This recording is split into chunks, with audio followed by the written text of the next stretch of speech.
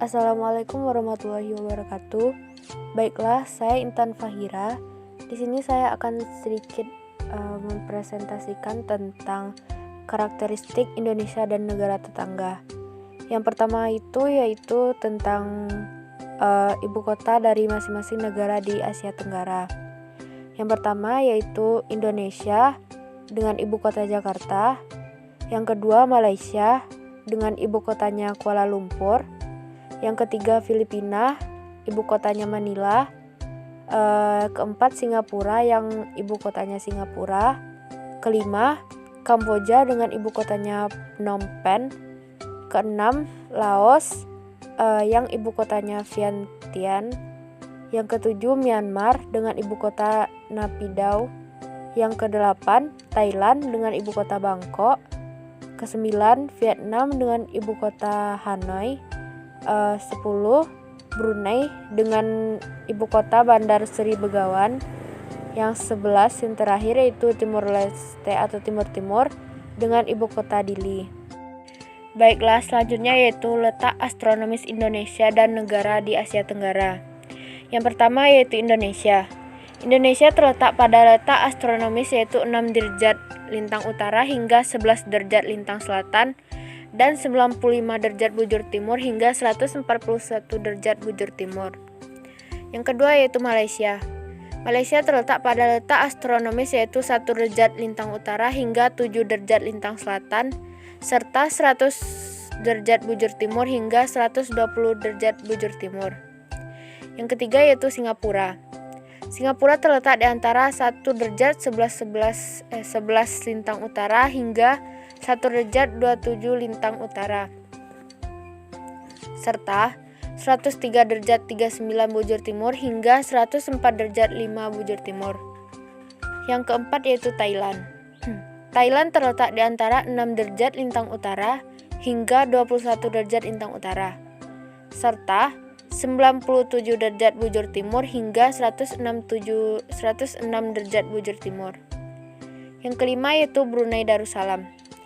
Brunei Darussalam terletak pada 4 derajat lintang utara sampai 6 derajat lintang utara hingga 114 derajat bujur timur sampai 115 derajat bujur timur. Yang keenam yaitu Kamboja. Letak astronomis negara Kamboja yaitu 10 derajat lintang utara sampai 15 derajat lintang utara dan 102 derajat bujur timur sampai 108 derajat bujur timur. Yang ketujuh yaitu Filipina. Filipina terletak pada 5 derajat lintang utara sampai 21 derajat lintang utara dan 117 derajat bujur timur sampai 126 derajat bujur timur. Yang kedelapan Laos.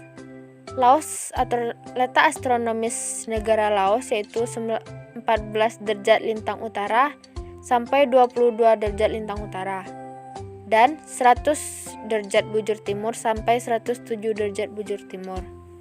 Selanjutnya yaitu Vietnam. Letak astronomis Vietnam yaitu 23 derajat lintang utara sampai 9 derajat lintang utara dan 105 derajat bujur timur sampai 109 derajat bujur timur. Selanjutnya Myanmar. Letak astronomis negara Myanmar yaitu 11 derajat lintang utara sampai 28 derajat lintang utara dan 92 derajat bujur timur sampai 101 derajat bujur timur. Selanjutnya kita akan membahas tentang daftar pulau-pulau yang ada di Asia Tenggara. Yang pertama yaitu Pulau Sumatera, Pulau Jawa, Kalimantan, Pulau Papua, Nusa Tenggara, Mindanao, Pulau Flores, Sulawesi, Pulau Lombok, Pulau Timor, Pulau Madura, Pulau Luzon, Kepulauan Maluku, Bali, Pulau Sumba, Pulau Alor, Pulau Sumbawa, Pulau Wetar, Pulau Sawu, Pulau Jamdena, Pulau Adonara, Pulau Halmahera, Pulau Pantar, Pulau Seram, Pulau Mojo, Pulau Palu, Pulau Solor, Kepulauan Anambas, Pulau Damar Maluku, Pulau Rote, Pulau Belitung, Pulau Bangka, Pulau Koh Chang, Pulau Bintan, Pulau Lombok, Pulau Buru, Pulau-Pulau Babar, Maluku Barat, Pulau Buton, Pulau Ambon, Pulau Taliabu, Pulau Bekengkeng, Pulau Biak, Pulau Siberut, Pulau Waigeo, Pulau Miangas, Pulau Enggano, Pulau Rupat, Pulau Sebatik, Pulau Morotai, Pulau Miscol, dan Pulau Kei Besar. Selanjutnya yaitu sungai-sungai yang ada di kawasan Asia Tenggara. Yang pertama yaitu Sungai Kapuas, selanjutnya Sungai Rajang, Sungai Singapura, Sungai Sibougay, Sungai Chao Phraya, Sungai Belait, Sungai Mekong, Sungai Mekong Timur, Sungai Mekong Kamboja, Sungai Asirimau, Sungai Irrawaddy. Itu aktivitas penduduk di kawasan Asia Tenggara. Yang pertama yaitu kegiatan pertanian. Kawasan Asia Tenggara merupakan kawasan pertanian yang penting. Lebih dari 50% penduduknya bermata pencaharian sebagai petani. Meskipun sebagian besar petani hanya memiliki lahan sempit, tetapi bidang pertanian tetap diminati penduduk karena beberapa alasan berikut. Yang pertama, hasil pertanian dijadikan sebagai sumber makanan.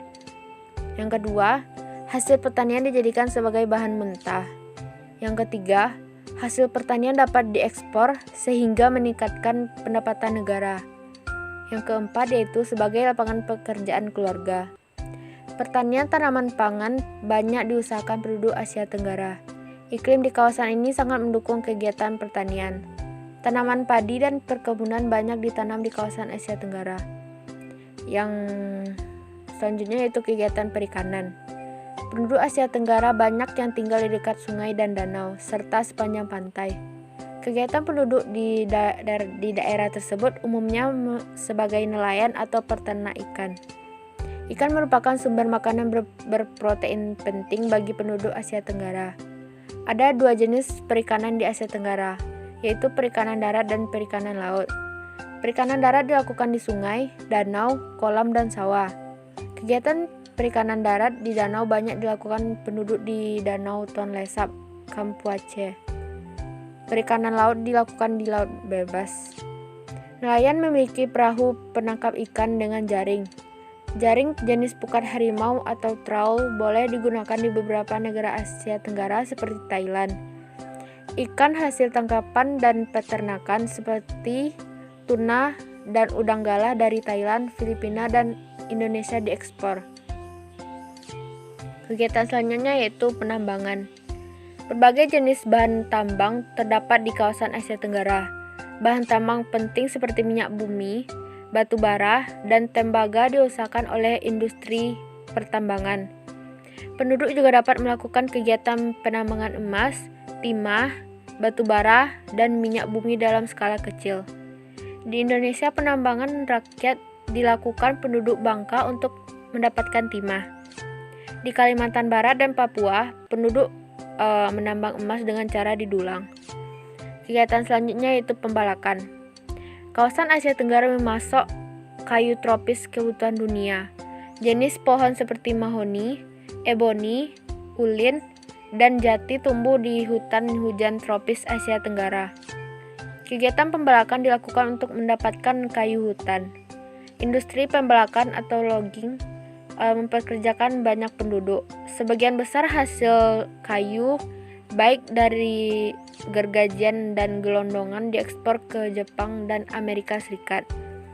Selanjutnya yaitu kegiatan industri. Di kawasan Asia Tenggara terdapat banyak industri yang menghasilkan berbagai jenis barang.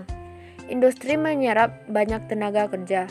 Industri besar seperti pabrik mobil dan elektronik membutuhkan tenaga kerja yang ahli dan terampil. Industri kecil seperti industri kerajinan banyak dilakukan penduduk Asia Tenggara. Sebagai contoh yaitu kerajinan tikar dan tas anyaman yang dilakukan penduduk Filipina, kerajinan payung yang dilakukan oleh penduduk Thailand, serta kerajinan batik dan ukiran dilakukan oleh penduduk Indonesia. Hasil kerajinan tersebut dapat dijadikan souvenir dan dijual kepada wisatawan.